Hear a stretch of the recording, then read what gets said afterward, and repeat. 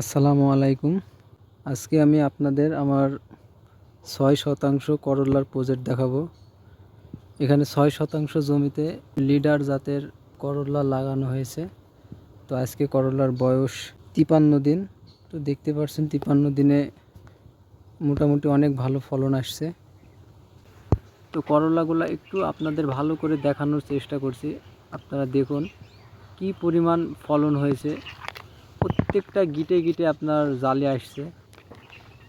এখানে আমি একটা সবার উদ্দেশ্যে কথা বলতে চাই, যারা আমার মতো বেকার বাড়িতে বসে থাকেন, তাদের বাড়ির আশেপাশে যদি একটু খালি জায়গা পড়ে থাকে, তো সেখানে আপনারা সীমিত পরিমাণে বাড়িতে খাওয়ার জন্য আপনারা আবাদ করতে পারেন। এতে বাড়ির চাহিদাও মিটবে, আবার আপনি যদি চান বাজারজাত করতেও পারবেন। এখন আমি আপনাদের একটা করলা গাছ দেখাবো, যেটা না দেখলে হয়তো আপনারা বিশ্বাস করবেন না। একটি গাছে কি পরিমাণ করলা আছে সেটা আপনারা নিজের চোখেই দেখুন।